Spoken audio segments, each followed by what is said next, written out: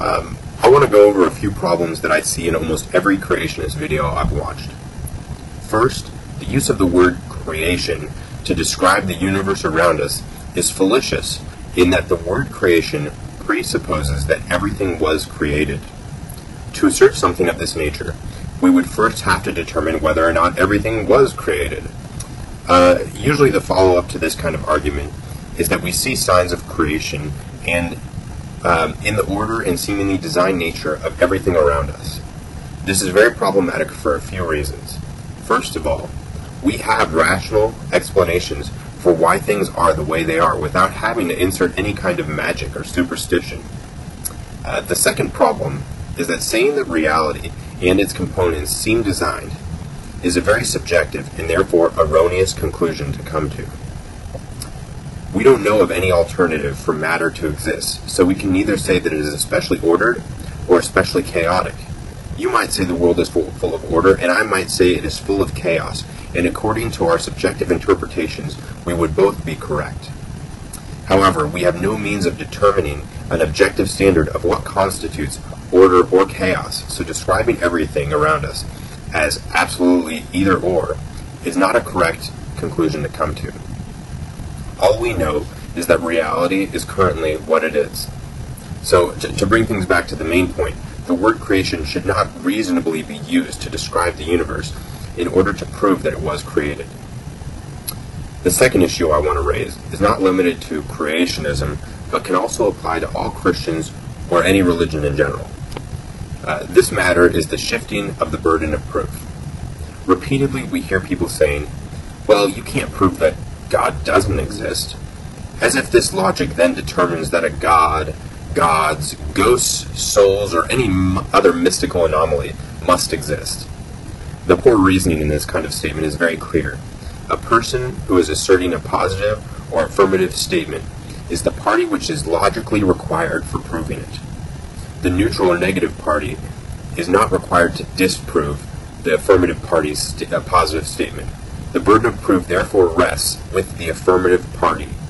To explain this through analogy a little bit more thoroughly, I can't require you to disprove aliens, magic sea creatures, unicorns, or any other fictitious creature, because not being able to disprove those things doesn't mean that they exist.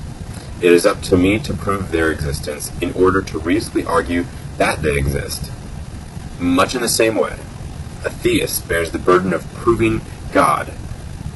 I don't bear the burden of proving that God doesn't exist, if that makes any sense.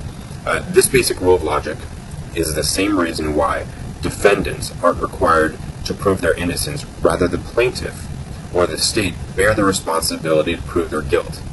Our courtrooms use almost the exact principle of logic that we should be using for religion. The last thing I'll cover is our gaps in knowledge and understanding. I too often hear someone assume that if we don't have a complete explanation for something, then God must have been responsible for it. This is the basic God of the gaps problem that you may have encountered in many other videos.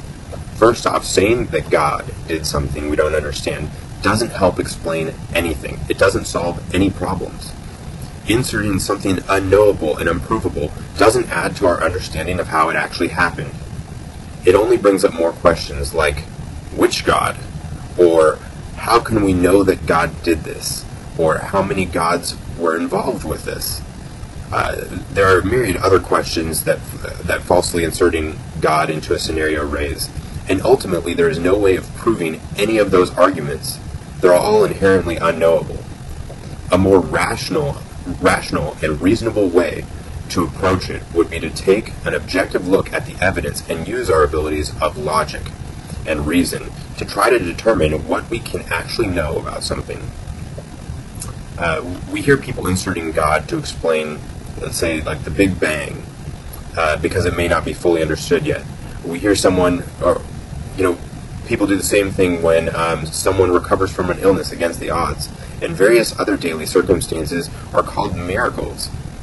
All of this mystical language is used to describe things that we don't understand. Similarly, before we understood weather, disease, astronomy, or countless other occurrences that today we consider natural. People also wrongly attributed those to whatever superstition they adhered to. Be it gods, worshiping the correct god, performing the correct dance, or whatever else they were doing. But I guess that does it for me. And I don't censor my comments, so feel free to say whatever you want. And you also may be wondering why I've blurred my face or distorted my voice. And the primary reason for that, I guess there would be two real reasons. The first would be in case of any sort of employment or conflict that a video of this nature would create in my life.